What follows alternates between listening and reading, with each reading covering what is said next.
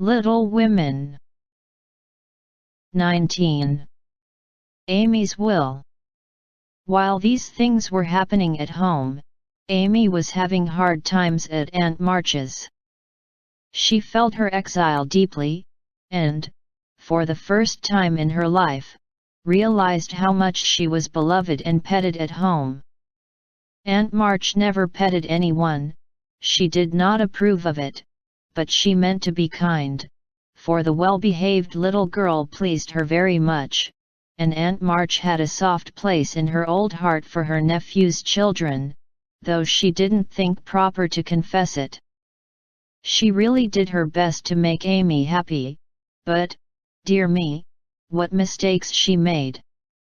Some old people keep young at heart in spite of wrinkles and gray hairs, can sympathize with children's little cares and joys, make them feel at home, and can hide wise lessons under pleasant plays, giving and receiving friendship in the sweetest way. But Aunt March had not this gift, and she worried Amy very much with her rules and orders, her prim ways, and long, prosy talks. Finding the child more docile and amiable than her sister, the old lady felt it her duty to try and counteract, as far as possible, the bad effects of home freedom and indulgence. So she took Amy in hand, and taught her as she herself had been taught 60 years ago, a process which carried dismay to Amy's soul, and made her feel like a fly in the web of a very strict spider. She had to wash the cups every morning, and polish up the old-fashioned spoons, the fat silver teapot, and the glasses, till they shone. Then she must dust the room, and what a trying job that was! Not a speck escaped Aunt March's eye, and all the furniture had claw legs, and much carving, which was never dusted to suit. Then Polly must be fed, the lapdog combed, and a dozen trips upstairs and down, to get things, or deliver orders, for the old lady was very lame, and seldom left her big chair.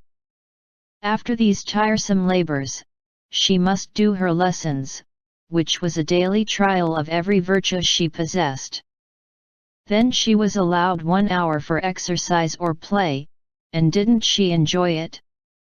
Laurie came every day, and wheedled Aunt March, till Amy was allowed to go out with him, when they walked and rode, and had capital times.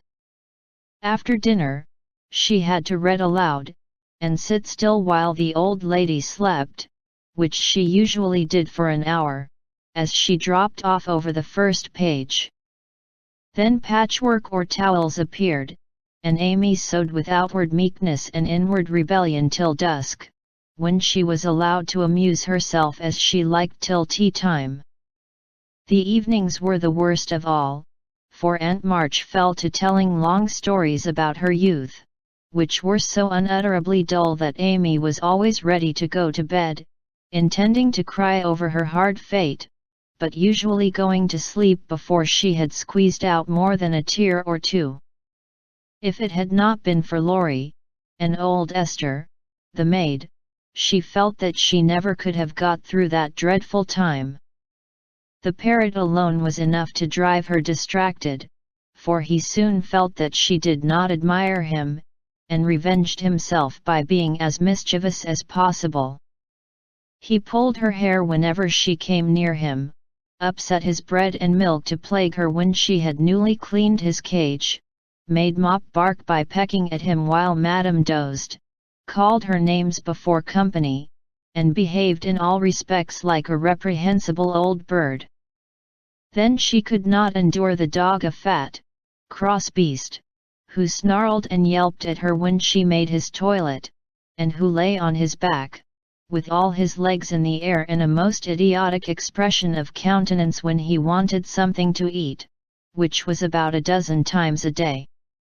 The cook was bad-tempered, the old coachman deaf, and Esther the only one who ever took any notice of the young lady. Esther was a Frenchwoman, who had lived with Madame, as she called her mistress, for many years, and who rather tyrannized over the old lady, who could not get along without her. Her real name was Estelle, but Aunt March ordered her to change it, and she obeyed, on condition that she was never asked to change her religion. She took a fancy to Mademoiselle, and amused her very much, with odd stories of her life in France, when Amy sat with her while she got up Madame's laces. She also allowed her to roam about the great house, and examine the curious and pretty things stored away in the big wardrobes and the ancient chests, for Aunt March hoarded like a magpie. Amy's chief delight was an Indian cabinet, full of queer drawers, little pigeonholes, and secret places, in which were kept all sorts of ornaments, some precious, some merely curious, all more or less antique. To examine and arrange these things gave Amy great satisfaction, especially the jewel cases, in which, on velvet cushions, reposed the ornaments which had adorned a belle 40 years ago. There was the garnet set which Aunt March wore when she came out, the pearls her father gave her on her wedding day, her lover's diamonds, the jet mourning rings and pins, the queer lockets, with portraits of dead friends, and weeping willows made of hair inside, the baby bracelets her one little daughter had worn, Uncle March's big watch, with the red seals so many childish hands had played with, and in a box, all by itself, lay Aunt March's wedding ring, too small now for her fat finger, but put carefully away, like the most precious jewel of them all. "Which would Mademoiselle choose if she had her will?" asked Esther, who always sat near to watch over and lock up the valuables. "I like the diamonds best, but there is no necklace among them, and I'm fond of necklaces, they are so becoming." "I should choose this if I might," replied Amy, looking with great admiration at a string of gold and ebony beads, from which hung a heavy cross of the same. "I, too, covet that, but not as a necklace, no. To me it is a rosary, and as such I should use it like a good Catholic," said Esther, eyeing the handsome thing wistfully. "Is it meant to use as you use the string of good-smelling wooden beads hanging over your glass?" asked Amy. "Truly, yes, to pray with. It would be pleasing to the saints if one used so fine a rosary as this, instead of wearing it as a vain bijou." "You seem to take a great deal of comfort in your prayers, Esther, and always come down looking quiet and satisfied." "I wish I could. If Mademoiselle was a Catholic, she would find true comfort, but, as that is not to be, it would be well if you went apart each day, to meditate and pray, as did the good mistress whom I served before Madame. She had a little chapel, and in it found solacement for much trouble." "Would it be right for me to do so too?" asked Amy, who, in her loneliness, felt the need of help of some sort, and found that she was apt to forget her little book, now that Beth was not there to remind her of it. "It would be excellent and charming, and I shall gladly arrange the little dressing room for you if you like it. Say nothing to Madame, but when she sleeps go you and sit alone a while to think good thoughts, and pray the dear God to preserve your sister." Esther was truly pious, and quite sincere in her advice, for she had an affectionate heart, and felt much for the sisters in their anxiety. Amy liked the idea, and gave her leave to arrange the light closet next her room, hoping it would do her good. "I wish I knew where all these pretty things would go when Aunt March dies," she said, as she slowly replaced the shining rosary, and shut the jewel cases one by one. "To you and your sisters."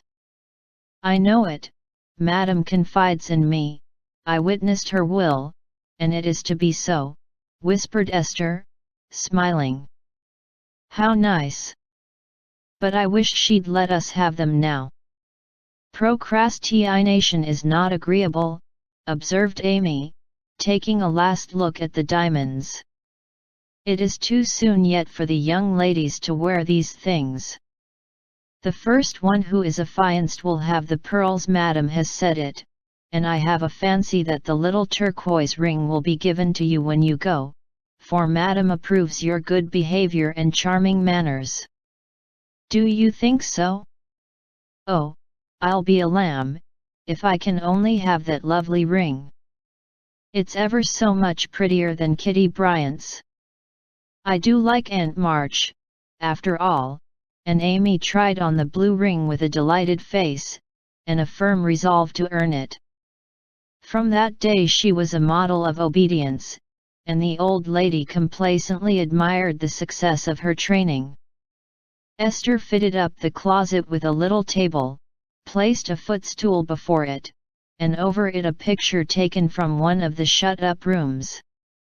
She thought it was of no great value, but, being appropriate, she borrowed it, well knowing that Madame would never know it, nor care if she did.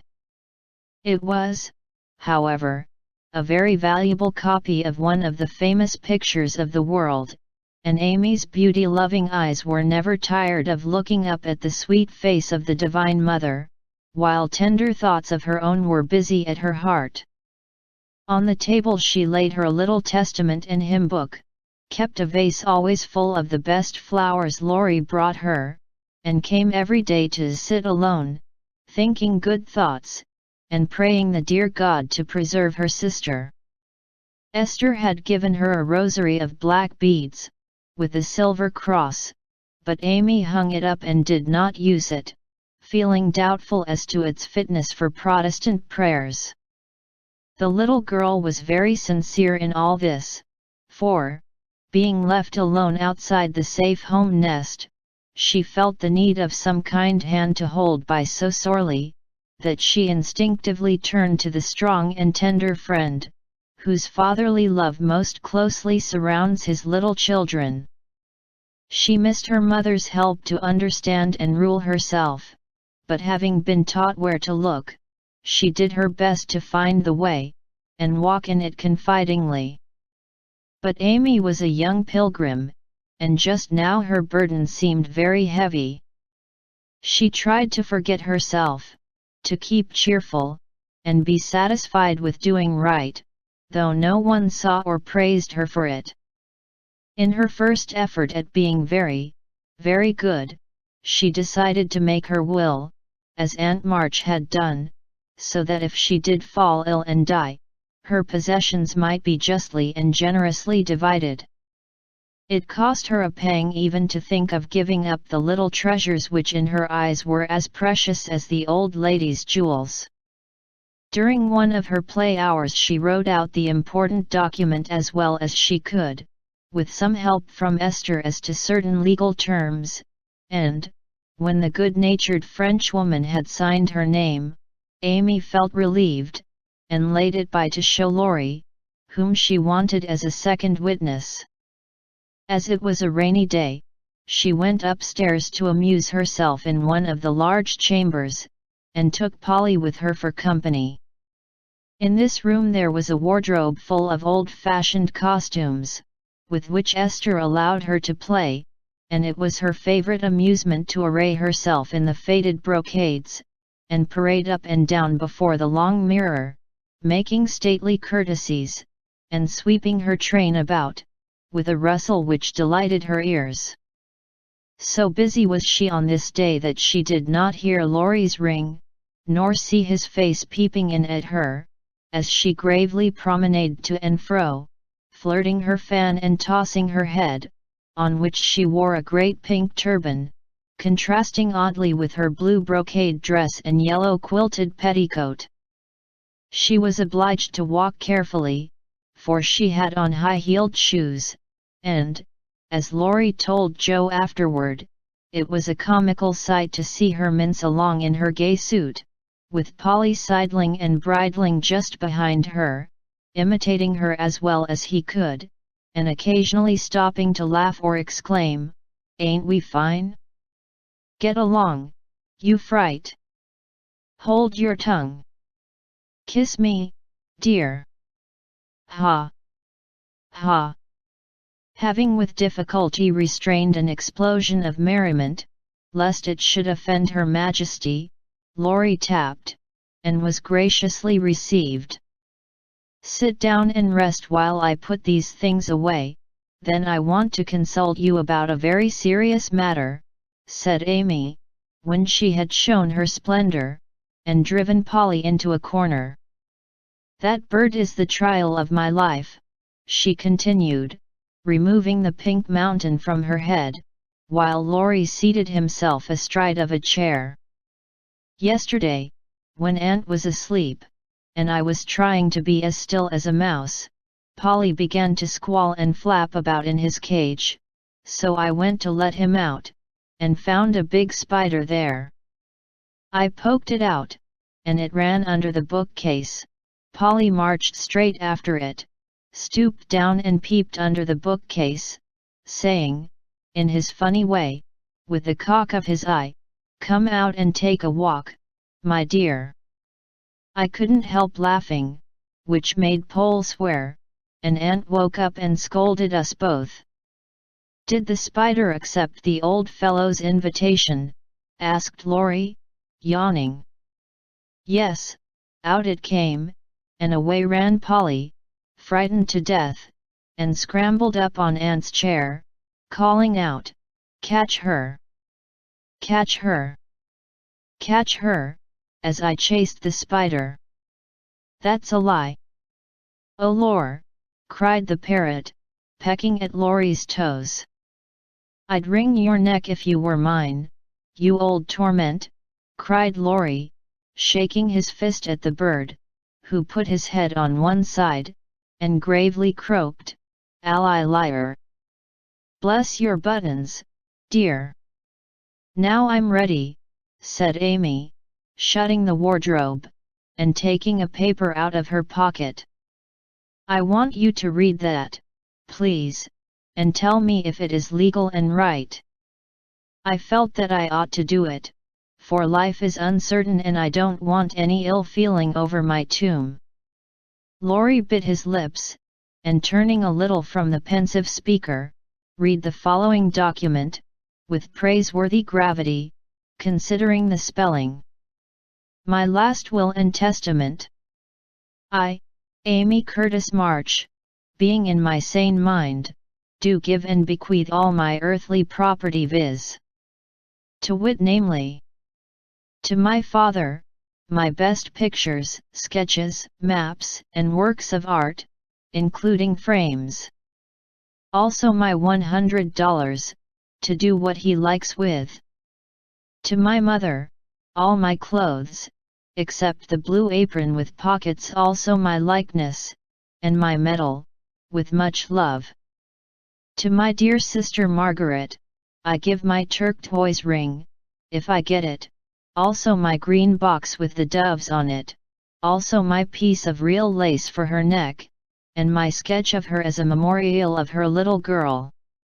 To Jo I leave my breastpin, the one mended with sealing wax, also my bronze inkstand she lost the cover, and my most precious plaster rabbit, because I am sorry I burned up her story.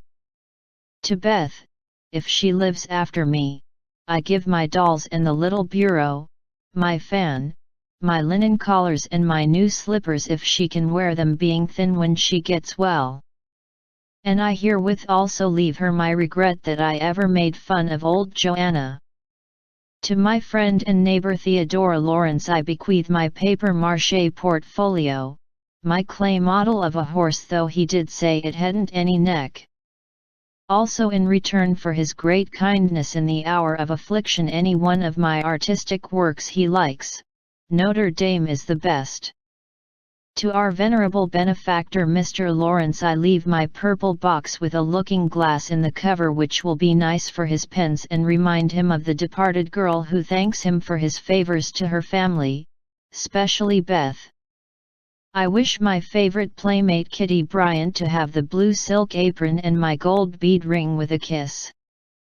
To Hannah I give the bandbox she wanted and all the patchwork I leave, hoping she will remember me, when it you see. And now, having disposed of my most valuable property, I hope all will be satisfied and not blame the dead. I forgive everyone, and trust we may all meet when the trump shall sound. Amen. To this will and testament I set my hand and seal on this 20th day of November. Annie Domino 1861. Amy Curtis March. Witnesses: Estelle Valner, Theodore Lawrence. The last name was written in pencil, and Amy explained that he was to rewrite it in ink, and seal it up for her properly. What put it into your head?